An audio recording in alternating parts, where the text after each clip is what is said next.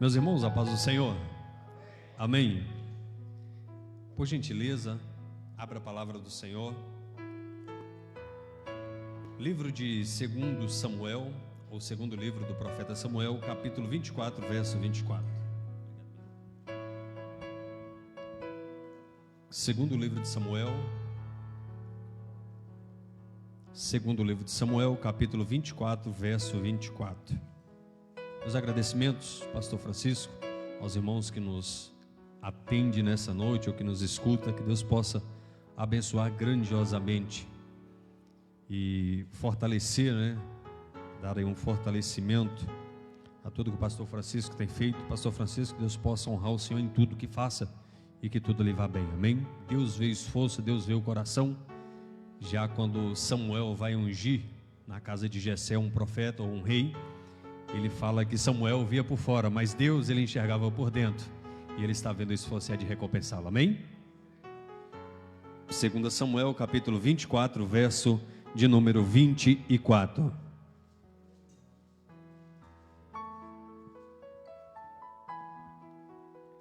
Segundo livro de Samuel, capítulo 24, verso 24, quem achou diz amém. Então vamos ler, uma vez que entendemos que a maioria achou. Porém, o rei Davi disse a Araúna: não mais eu te comprarei pelo devido preço, porque não oferecerei ao Senhor, meu Deus, holocausto que não me custe nada. Assim Davi comprou a eira e pelos bois pagou 50 siclos de prata. Edificou ali ao Senhor um altar e apresentou holocaustos e ofertas pacíficas. Assim o Senhor se tornou favorável para com a terra e a praga cessou de sobre Israel.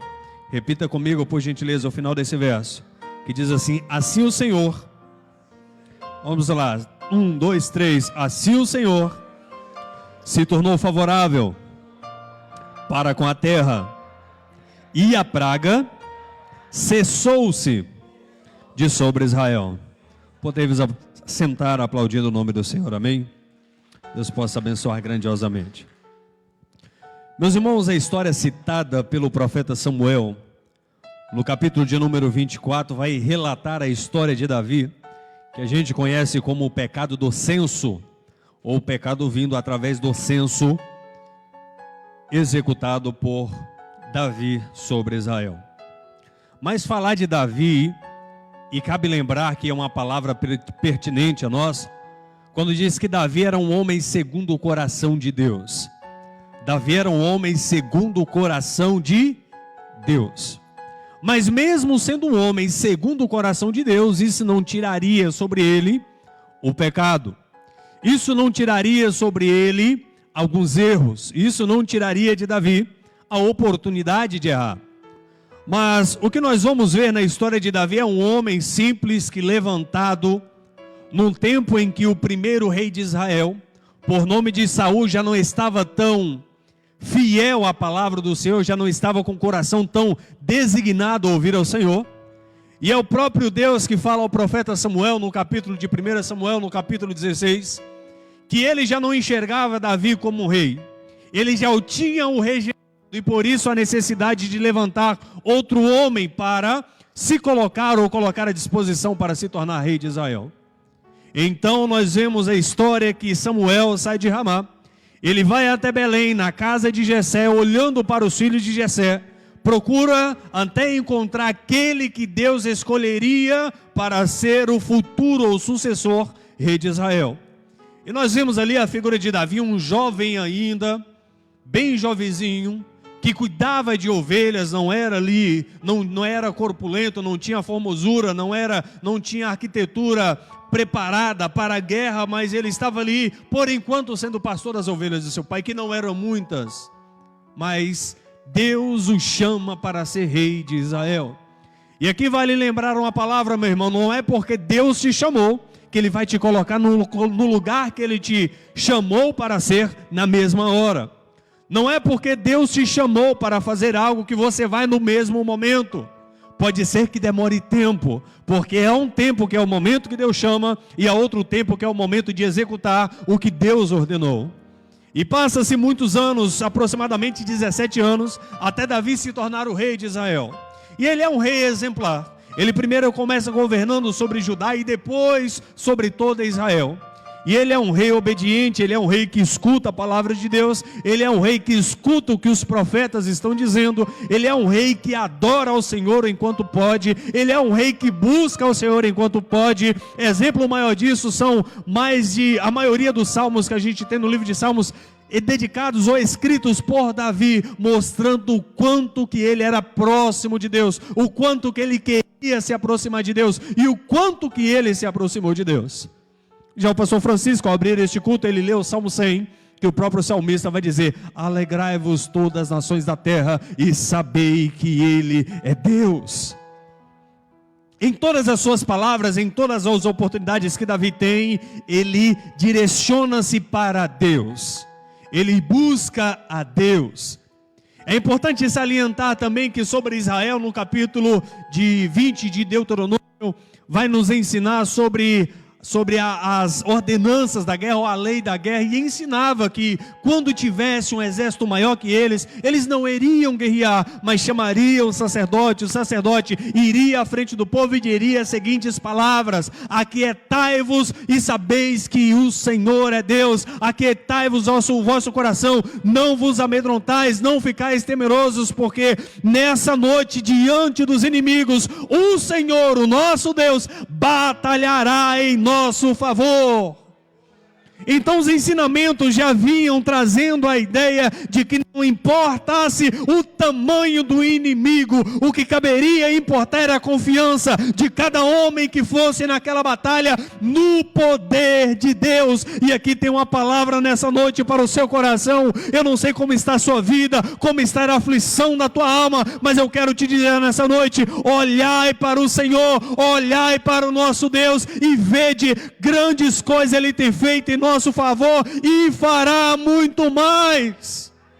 Não ficai temerosos, não ficai amedrontados, sabei que o Senhor é Deus e Ele está do nosso lado.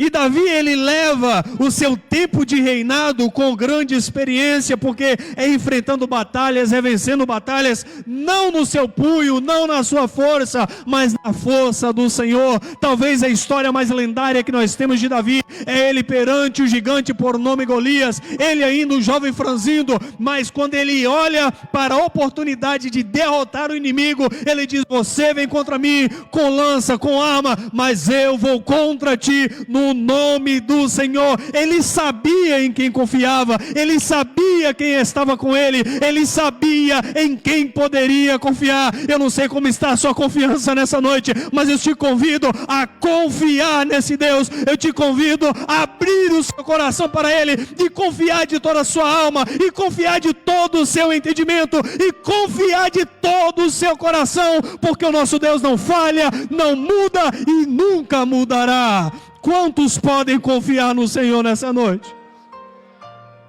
Bruno, por gentileza, me dá só um pouquinho de retorno para mim não forçar muito, por favor, obrigado.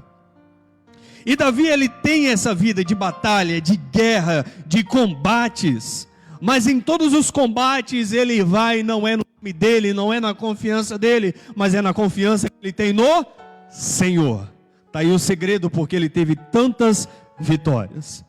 Entre os embates mais importantes de Davi, já como rei instaurado em Israel e em Judá, ele conquista uma cidade por nome de Jebus.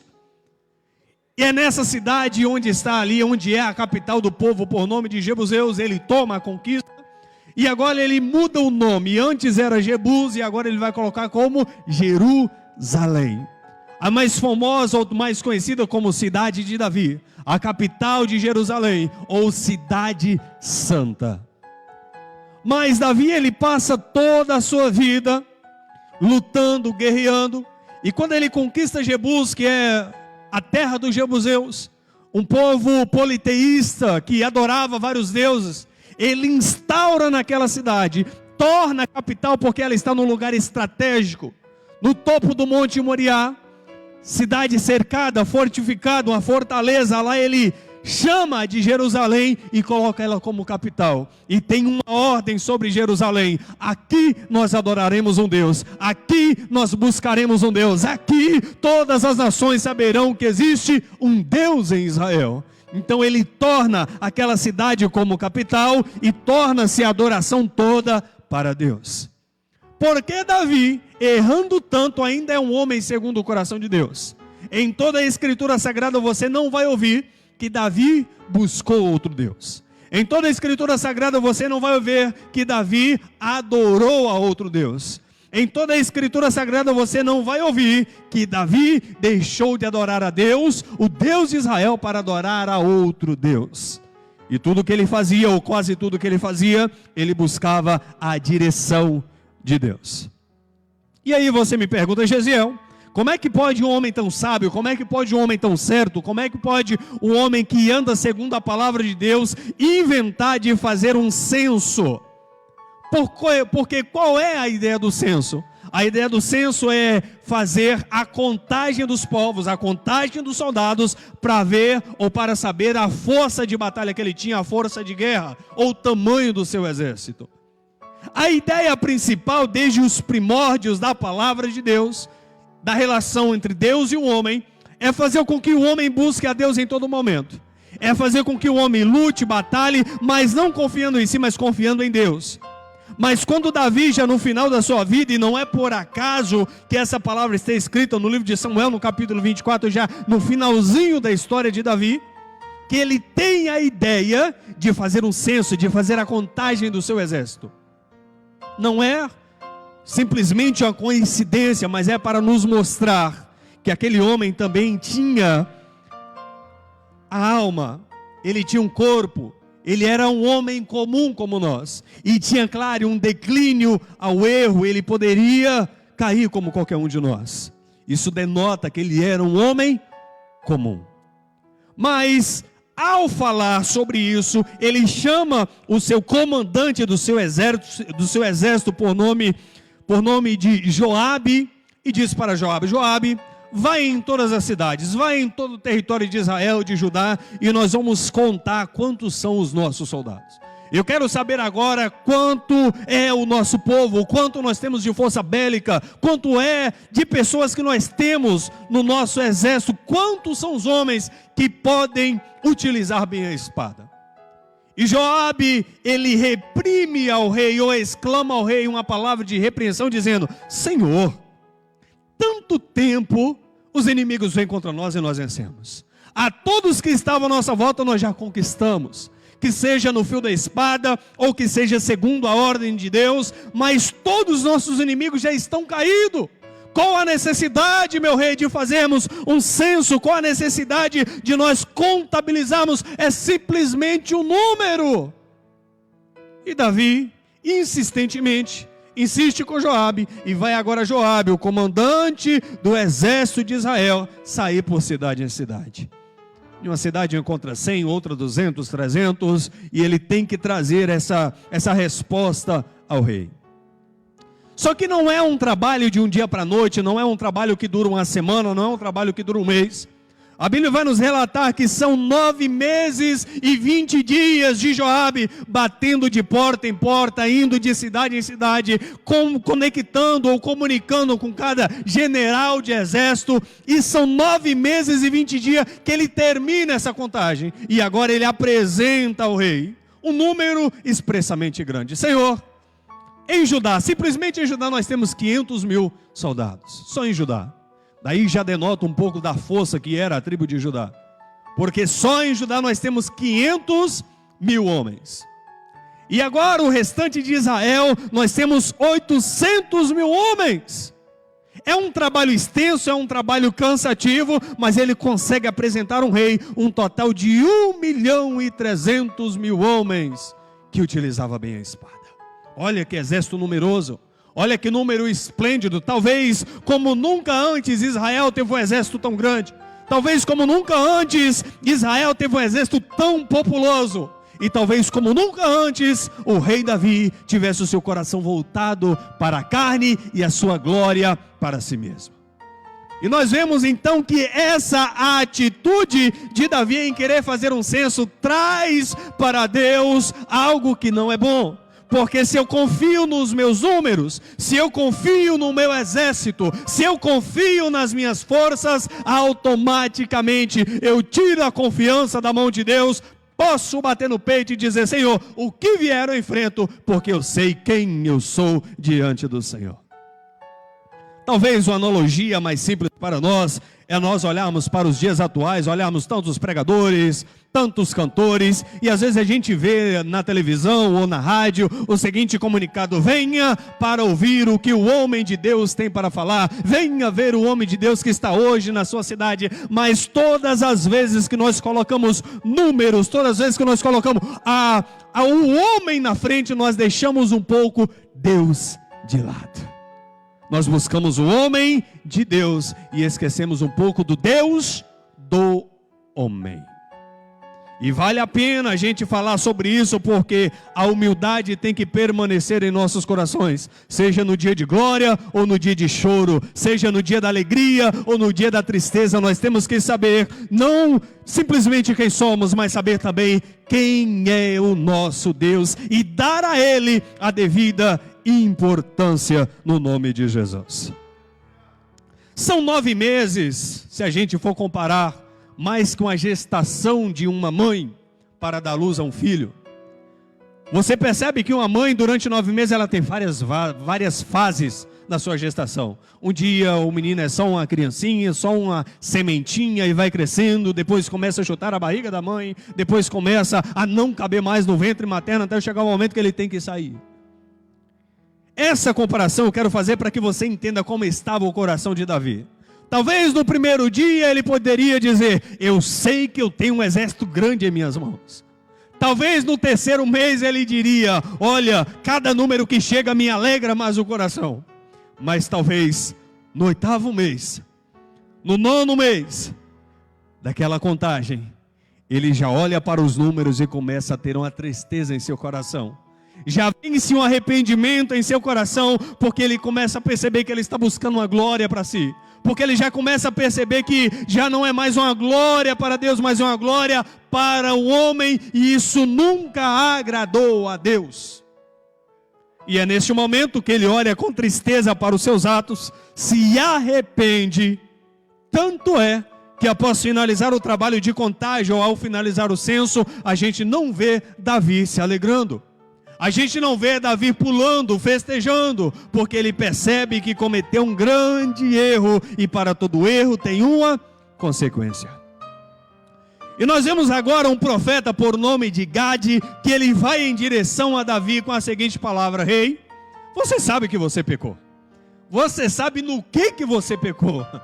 O problema é o seguinte: agora o Deus que me mandou aqui, e certamente é um Deus que vence batalha, certamente é um Deus que te levantou, certamente é um Deus que te tirou de trás das malhadas e te colocou como rei no palácio.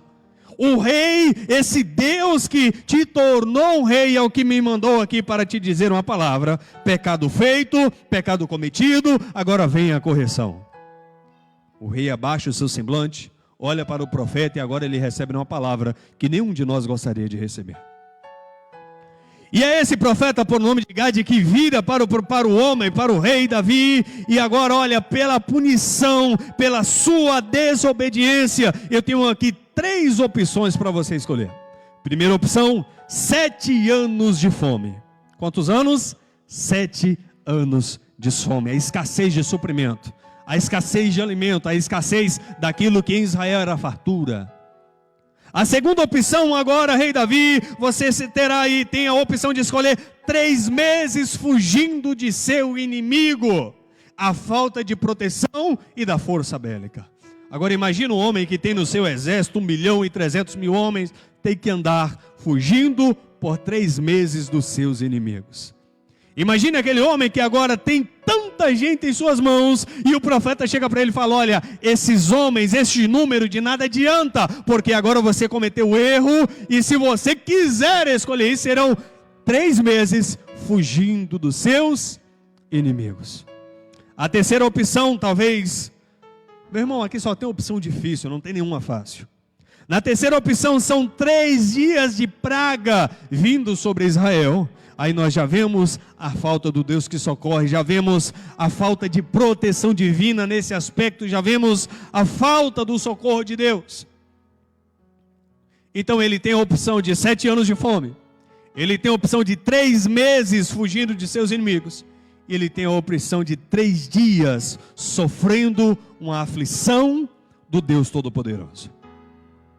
E vale lembrar que Davi, ele é um homem entendido do que é Deus. Ele é um homem entendido do que Deus faz. Ele é uma prova viva do que Deus pode fazer. E ele é uma testemunha viva do que Deus já tinha feito em seu meio. Davi então escolhe a terceira opção. 3 dias sofrendo a aflição divina. Só que uma coisa me chama a atenção nessa palavra, porque ele, ao responder o profeta, porque o profeta chega, oferece as 3 opções e fala assim: olha, me responde logo, porque que eu tenho que dar a resposta para quem me enviou. Me responde o quanto mais rápido possível, porque eu tenho que dar uma resposta a quem me enviou aqui. E é esse homem que, ao Davi olhar para ele, falou: olha, eu prefiro 3 dias nas mãos de Deus, na mão do meu Deus. Eu não escolho 7 anos de pobreza, porque 7 anos de fome, porque eu posso sofrer nas mãos dos meus inimigos, que pode não me trazer suprimento, que pode não me sustentar e o povo morre. Eu não escolho 3 meses de sofrimento nas mãos dos meus inimigos, porque eu sei que os meus inimigos não terão misericórdia. Os inimigos de Davi, ou que estavam vizinhos de Israel, eram pessoas que por tempos Davi ia contra eles, matava, destruía, e que agora alguns continuavam como remanescentes, mas que provavelmente, se tivesse a oportunidade de pelo menos chegar perto de Davi, meu irmão, não teria misericórdia. Sabiamente, ele escolhe 3 dias nas mãos do Deus que tudo pode fazer, por causa da misericórdia de Deus. E a palavra usada, ou que o escritor usa para ressaltar misericórdia, é Rachamim no seu original. No hebraico, Rachamim, que vem da palavra Racham. E é engraçado porque essa mesma palavra é a que nós usamos, ou que eles usam, para trazer o nome, ou para dar o nome de útero, o útero da mulher. Então ele compara a misericórdia de Deus, sabendo que Deus poderia ter misericórdia tanto quanto uma mãe ao ter um filho que sai de dentro de si. Ele compara a misericórdia divina a um pai que, após corrigir um filho, o filho passa pouco tempo, esquece, abraça o pai e o pai não deixa de abraçar. Ele compara a misericórdia de Deus a uma mãe que, por mais que o filho faça errado, se desvie do caminho do Senhor, sempre que o filho procurar um abraço, ele vai achar. Ele faz uma conexão com a misericórdia de Deus, assim como nós fazemos no livro de Lucas, no capítulo 15, ao fazermos a comparação com o filho pródigo, o filho gastador, que após colocar no seu coração a vontade de retornar para casa, ele sabe, ele nem imaginava, mas quando ele volta, ele encontra o pai com os braços abertos, porque o pai ama, o pai cuida, o pai tem a misericórdia e o amor em seu coração. Entre todas as opções ele fala: olha, é melhor das piores, é melhor eu sofrer na mão do meu Deus, porque eu sei do tamanho da sua misericórdia. Quantos aqui nessa noite foi alcançado pela misericórdia? Quantos nessa noite foram alcançados pela graça de Deus? Quantos nessa noite foram alcançados por mais que não mereciam, desta graça, mas ele, com braço forte, com um braço caloroso, com um abraço amigo, te alcançou. Glória. Ele se arrepende dos seus atos. E aqui vale ressaltar uma característica forte de Davi: errar é humano, cometer o mesmo erro já é burrice, mas se arrepender é uma grande virtude. Ele percebe que ele errou, ele se arrepende. E ao mesmo tempo que em seu coração ele se arrepende de tentar contra Deus, de fazer um censo, O escritor do livro de Samuel vai dizer que Deus também se arrependeu.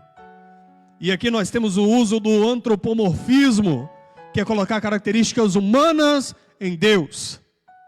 O escritor traz essa relação, não é que Deus se arrependeu, ele trouxe um espaço para o arrependimento de Davi, e nesse espaço ele traz um pouco da sua graça. É o que ele fez com cada um de nós. Conhecendo os nossos erros, conhecendo os nossos delitos, ele ainda dará a oportunidade de nós nos arrependermos. E Deus ordena para que a praga seja, a peste seja dizimada ou espalhada em todo Israel. E onde Joabe passou contabilizando, onde Joabe passou contando os exércitos, contando os povos, os soldados, agora passa o anjo de Deus com a espada desembaiada, e só no primeiro dia nós temos a queda de 70 mil homens. Só no primeiro dia de combate da peste vindo sobre Israel nós temos 70 mil homens. Só que essa reação, ao ver homens morrendo, inocentes morrendo, traz no coração de Deus um arrependimento. E Deus se arrepende. Faça uma comparação, um espelhamento, a ação de Davi ao se arrepender. Deus se arrepende do ato e fala com o anjo: agora não mate mais. Para a sua espada, ou guarda a sua espada. E nós vemos então que, ao parar o ato do anjo que está dizimando Israel, porque o anjo já estava chegando em Jerusalém, a cidade conhecida como Cidade Santa. Deus ordena que a peste pare, Deus ordena que o anjo pare de matar, mas não ordena que o anjo se retire. Ou seja, para por aqui, vamos ver a reação de Davi, vamos ver a reação do povo, e depois, se eles não mudarem, eu posso continuar. Só que se a gente fazer uma correlação com as pragas do Egito, citada no livro de Gênesis, nós vamos perceber que a tendência é que só aumente dia após dia. Aumente o número de mortes, aumente aí o número de pessoas que vêm a cair através desses atos. Só que Deus, ao mandar o anjo parar, ele manda o outro, mais uma vez, o profeta, por nome de Gade, para Davi, e fala: Davi, nisso Davi já estava vestido com pano de saco, Davi já estava prostrado diante de Deus, já intercedendo ao povo, intercedendo a Deus, para que o povo fosse salvo, liberando uma palavra: Senhor, eu pequei, se tiver que punir, puna a mim. Se tiver que punir alguém, eu sou o responsável. Se tiver que matar alguém, mate a mim, mate a minha família, mas não puna o seu povo, não puna as suas ovelhas. Essa palavra é bem clara que ele vai usar. Não puna as ovelhas de Israel, traz a punição sobre mim. E nesse ato, não simplesmente de desespero ao ver a dizimação do seu povo, porque são 70 mil homens que caem no primeiro dia, num ato quase que desesperador perante Deus, ele encontra a graça divina. E é o próprio profeta Gade que chega para ele: olha, é o seguinte, a espada já foi embaiada, já está guardada. O anjo ainda está na posição, tanto é que é o próprio Davi que ele vê o anjo chegando. Já na eira de Araúna, ele vê o anjo, ele presencia. O anjo guarda a espada, Deus ouve a oração, só que há um pedido a ser feito a Davi, uma ordem feita a Davi. Vai lá onde o anjo está, na eira de Araúna, lá você vai preparar o holocausto. Lá você vai preparar uma oferta. Lá você vai apresentar ali um altar e fazer holocausto, edificar ali um holocausto ao Senhor. E o Senhor vai receber essa oferta. Meus irmãos, num momento como esse, eu creio que Davi daria tudo. Eu creio que Davi, se Deus ordenasse, ou o profeta Gade chegasse para ele e falasse: ó, metade do seu reino você entrega, eu creio que ele entregava. Mas o profeta chega para ele e fala: ó, está vendo lá onde o anjo está? lá na eira de Araúna. Pois é, vai lá, edifica um altar, oferece-lhe holocausto e o Senhor vai te ouvir. Davi prepara tudo. Tem em seu coração, tem o seu pensamento de chegar ali e oferecer um holocausto. Só que ele encontra alguns problemas, podemos dizer assim, porque quem morava ali era Araúna, um homem jebuseu, filho dos jebuseus, que vivia ali naquela região. E aquele homem, ao enxergar o rei chegando até a casa dele, não simplesmente o rei, mas também toda a sua comitiva, ele chega para o rei e fala: rei, o que o senhor precisa, como eu posso lhe servir? E o rei fala: olha, eu tenho que sacrificar, tenho que fazer um holocausto aqui, e tenho que sacrificar ao Senhor neste local, na sua eira. Aí Araúna, com toda a sua tranquilidade na alma, após ouvir essas palavras, porque o rei não iria matar, não iria destruir sobre a sua casa, mas vinha em paz, ele fala: aqui, rei, não simplesmente a eira, mas está aqui os bois. Se for preciso eu entrego a lenha, se for preciso eu entrego o que precisar, mas eu quero também fazer parte disso, por favor, tome. E o rei Davi, ele não recebe este presente, porque ele percebe que para Deus tem que ser algo valioso. Quantos vieram nessa noite trazer algo valioso ao Senhor? E quando eu digo valioso, eu não digo de dinheiro, eu digo do seu coração, da sua alma, que é o que mais interessa para Deus. E é o rei Davi que chega e paga um preço. No livro de 2 Samuel vai dizer que ele pagou 50 ciclos de prata, o que é equivalente a 511 gramas de prata, pela eira e pelos bois.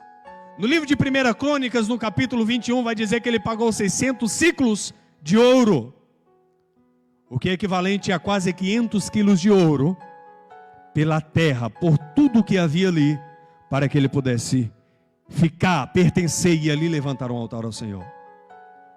E aquele homem tenta oferecer a Davi algo: não, fica com a eira, fica com os bois, fica com tudo, oferece. Ele fala: não, tem que pagar um preço. Eu sei o erro que eu cometi, eu sei o que eu tenho que fazer. E Davi então paga o preço, sacrifica, e Deus escuta. Deus ouve e Deus vai naquela oferta e lambe aquela oferta com fogo que veio do céu. E aqui, meus irmãos, eu tenho que te dizer uma palavra nessa noite. Eu não sei qual foi a sua delinquência, eu não sei qual foi o seu pecado, eu não sei qual foi a sua fraqueza, eu não sei em quem você errou, mas segundo as palavras de Isaías, quando nós clamamos neste lugar, há um Deus no céu que não está com seus ouvidos tampados, há um Deus no céu que não está com as mãos recolhidas, há um Deus no céu que escuta, e há um Deus no céu que levanta a mão e socorre. Depende de você clamar, depende de você adorar nessa noite, depende da sua voz sair desse teto, alcançar os céus, e o Senhor vai te responder. Ele está aqui para te ouvir nessa noite.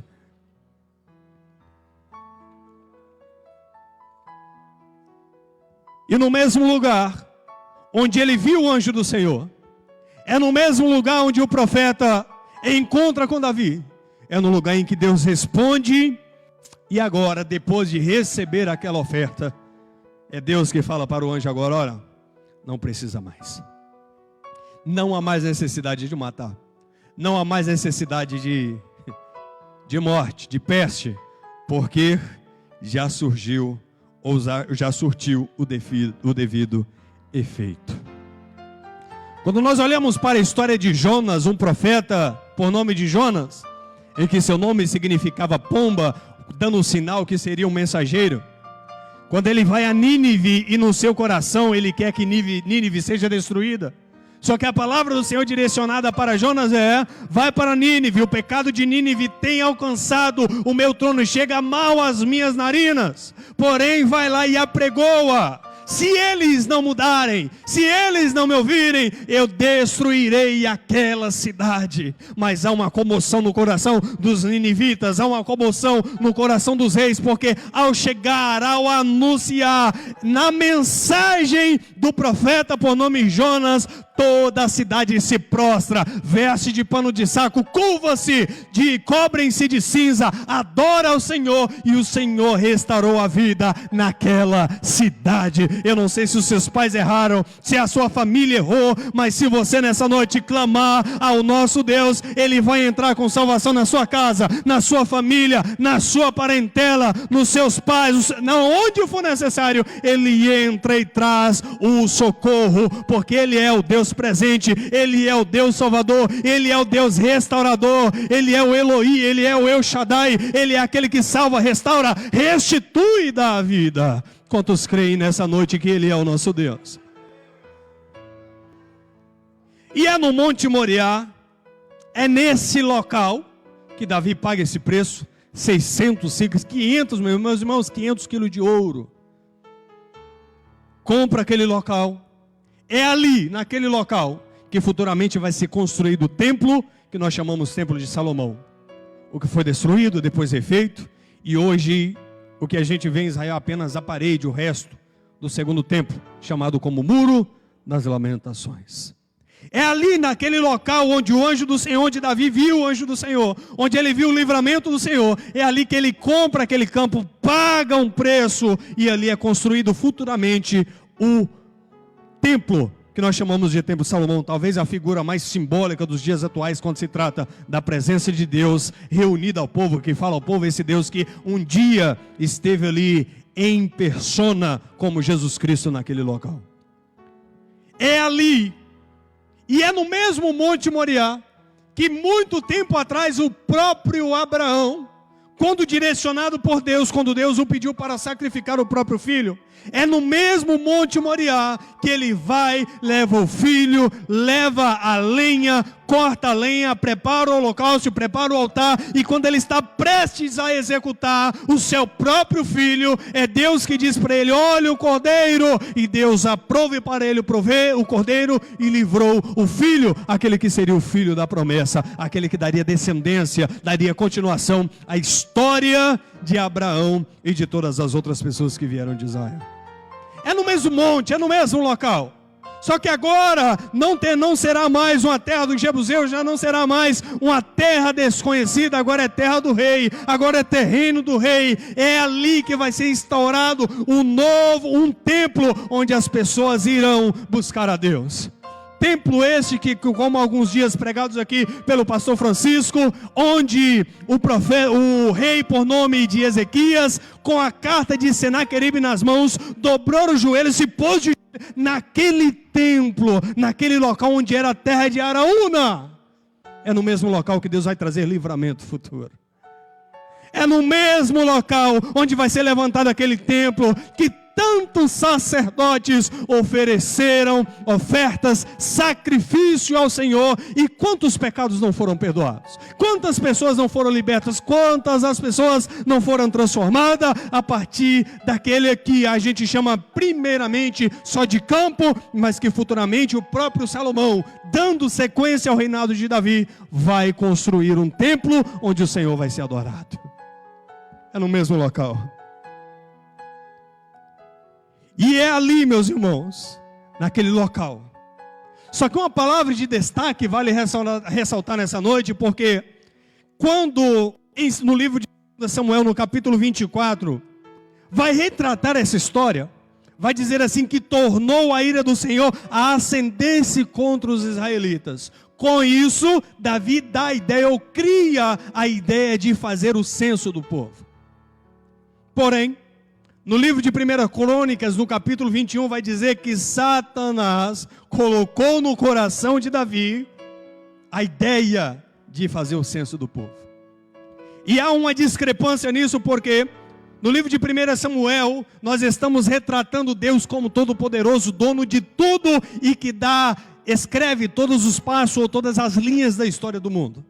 E já no livro de 1 Crônica já é um livro que é escrito pós-exílio babilônico, que ele já tem o Satanás como inimigo do povo de Israel. Por isso essa discrepância. Mas indiferente a isso, já havia um propósito de Deus em fazer com que Davi fizesse o censo, contasse o povo, trouxesse a praga, para que ali fosse comprado um terreno e futuramente feito um templo. Dá para entender isso? Há um ditado no mundo que diz que Deus escreve certo em linhas tortas. Quem já ouviu isso? Nosso Deus não é assim. Nosso Deus escreve certo em linhas certas. Talvez você pode não entender hoje, mas amanhã, talvez depois da manhã, daqui 3 anos, 5, 10, você vai olhar para a sua história hoje e falar: nossa, eu não entendi o plano de Deus, mas hoje eu entendo o que Deus fez, e tudo que Ele faz é bom, tudo que Ele faz é perfeito, tudo que Ele faz é agradável. Talvez no momento nós não entendemos, mas lá na frente nós vamos entender que Ele é o Deus da nossa história. Davi, depois de tanto tempo vivendo, vencendo, perdendo, ganhando, saindo vitorioso, teve momentos que ele teve que fugir do seu próprio filho. Foi tempos em que ele teve muitos aprendizados. E a cada momento ele aprendia, não repetia os mesmos erros, mas tentava aprender com os seus erros. E tudo isso que eu te falei nessa noite é para te levar a uma direção de um Deus que perdoa pecados. Tudo isso foi para que você entendesse nessa noite que há um Deus que, indiferente de como o mundo está caminhando, Ele tem um plano que é perfeito, é agradável para nós. Quando nós lemos no livro de João, no Evangelho de João, no capítulo 3, uma conversa entre um homem, um fariseu, entre um líder de Israel, de um homem que tinha ali o seu poder em mãos, até porque ele fazia parte do Sinédrio. Um homem chamado Nicodemos apresenta-se para Jesus e pergunta: Jesus, o que eu faço para alcançar a vida eterna? E Jesus diz para ele: olha, é necessário nascer de novo. Ele, entendedor da lei humana, ele, entendedor do viver humano, ele pergunta para Deus: Deus, mas como pode o homem já velho voltar ao ventre da sua mãe e nascer de novo? E Jesus diz para ele: não é necessário nascer da carne, mas da água e do Espírito. Da água e do Espírito. Ele era um líder, ele era um fariseu.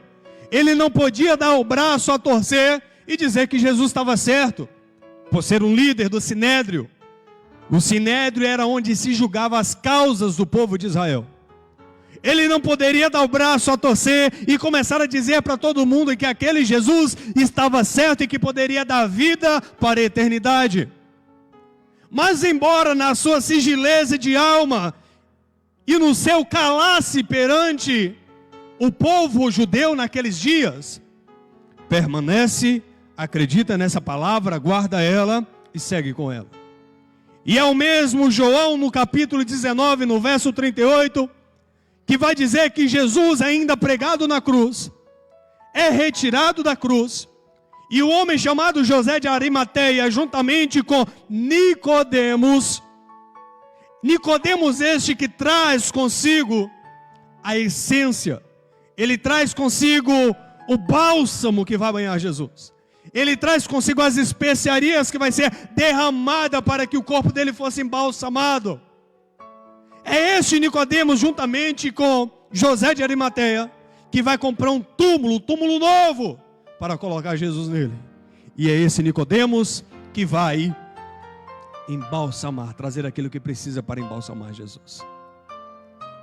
Talvez se na primeira conversa Nicodemos não entendesse o que Deus poderia fazer, ele abandonaria Jesus e nunca mais voltaria a falar nem ver Jesus. Mas ele acredita nessa palavra, acredita no que Jesus disse, nascer da água e do Espírito, e no momento certo ele oferece para Deus uma oferta, embora Jesus já estivesse morto.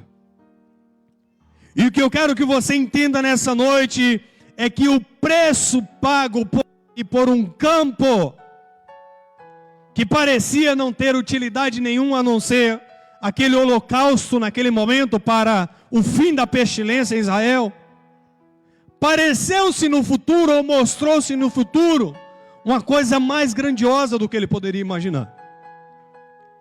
E o que Jesus na programação celestial, juntamente com o Pai, juntamente com o Espírito Santo, numa conversa, eles decidem que Jesus tem que ser enviado na terra, e agora não para ser simplesmente um sacerdote, não simplesmente para prestar um culto a Deus, ou um holocausto a Deus, mas para ele ser a própria oferta, para ele ser o próprio holocausto, para ele ser aquele que entregaria pelo meu e pelo seu pecado. E Jesus, quando ele desce na terra, agora como homem nascido de uma mulher, ele passa por algumas aflições, lembrando que Jesus Cristo vem da linhagem de Davi, da linhagem de Judá, até chegar nos dias de Jesus. E esse Jesus, ele tem que se entregar como sacrifício vivo.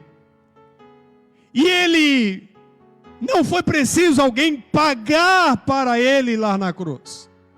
Não foi preciso ninguém oferecer ouro, prata, para ele se entregar por nós.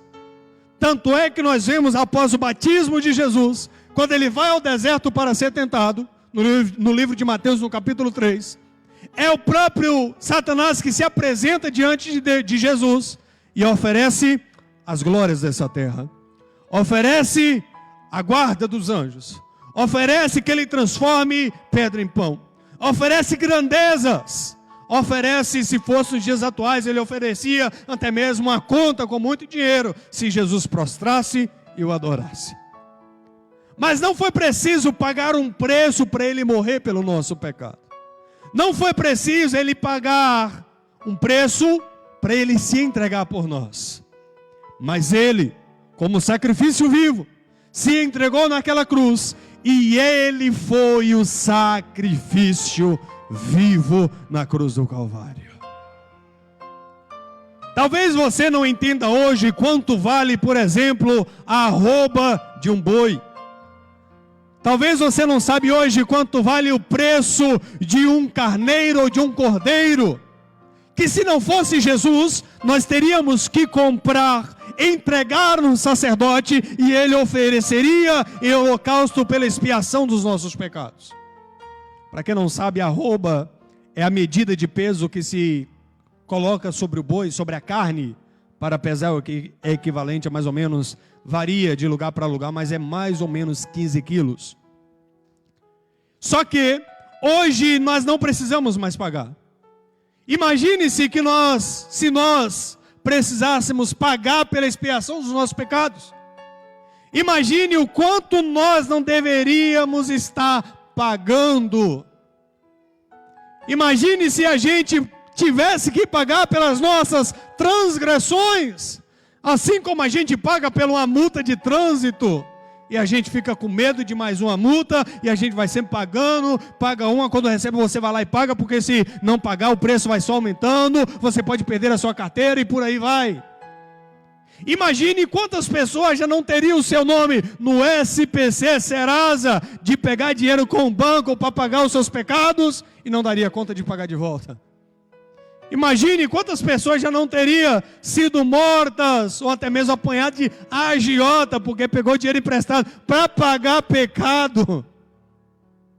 Imagine-se se nós tivéssemos que pagar pelos nossos pecados. Tenho que dizer aos irmãos que eu estaria muito em dívida com alguém. Só que Jesus se entregando, sendo sacrifício, não precisa pagar. Quem pode dar glória a Deus por isso? Só que agora nós não precisamos mais oferecer sacrifício, ele se entregou. Só que agora nós precisamos nascer da carne, não da carne, mas deveremos nascer da água e do Espírito. O que nós fazemos hoje, o que chamamos de Santa Ceia, nada mais é do que trazer à memória o que Cristo fez na cruz do Calvário por nós. Nós estamos celebrando o dia do Senhor até que Ele venha. E o que nós fazemos aqui com a representação do pão que representa a carne, do vinho que representa o sangue de Cristo, é trazer à memória o que Cristo fez por nós. Meus irmãos, nós não precisamos pagar mais pelo lugar onde vamos sacrificar. Nós não precisamos mais sacrificar. Você vem na igreja numa cadeira acolchoada, com condicionamento, o ar-condicionado no verão, o heater no inverno, que te deixa aquecido, preparado para você vir cá e prestar um culto ao Senhor. Então quero te convidar a aproveitar esse tempo na casa do Senhor. Eu te convido a aproveitar este momento, porque, glória a Deus, Ele se entregou por nós. Ele se entregou pelo meu e pelo seu pecado. Ele se entregou pela sua e pela minha transgressão. Ele se entregou, carregou consigo a cruz que era para nós. Eu não sei se você consegue entender a dor de Cristo, mas eu quero te dizer que foi uma dor muito grande. Ele não foi simplesmente chicoteado, mas ele foi moído. Ele não foi simplesmente pregado numa cruz, amarrado, mas ele teve cravo nas suas mãos e nos seus pés, por causa da minha e da sua transgressão. A sua alma tem que chorar quando nós falamos de um Deus que se tornou homem para expiar os nossos pecados. E não simplesmente ter um choro na nossa alma, mas um arrependimento genuíno, de forma que não vamos voltar mais aos nossos pecados, de forma que nós não vamos regressar mais às nossas transgressões, mas ver essa palavra, acreditar nessa palavra, dar ouvido ao que Cristo fez por nós. Eu te convido nessa noite a colocar sobre os seus pés.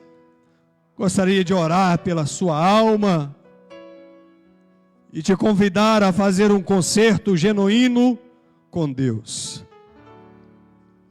Te convido nessa noite não a comprar um terreno de Ornã ou de Aruana, mas de ver o que Cristo fez por ti. Dá o devido valor ao que Cristo fez por você e continuar nessa jornada. Meus irmãos, a gente é cheio de falha, somos cheios de pessoas, mas nós temos um Deus que ainda resgata a nossa alma. Temos um Deus que ainda olha para nós com um olhar de misericórdia, assim como um pai que ama o seu filho. E nós vamos dar graça ao Senhor nessa noite por isso. Erga sua voz essa noite, clame ao Senhor. Se preciso, peça perdão. Se preciso, se reconcilie.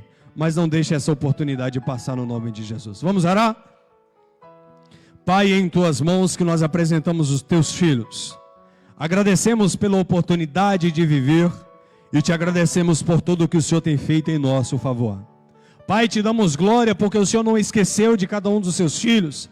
Te louvamos porque o Senhor tem olhado para nós com um olhar de misericórdia. Sabemos que somos falhos, errados e errantes, mas nós sabemos que temos um Deus que advoga as nossas causas.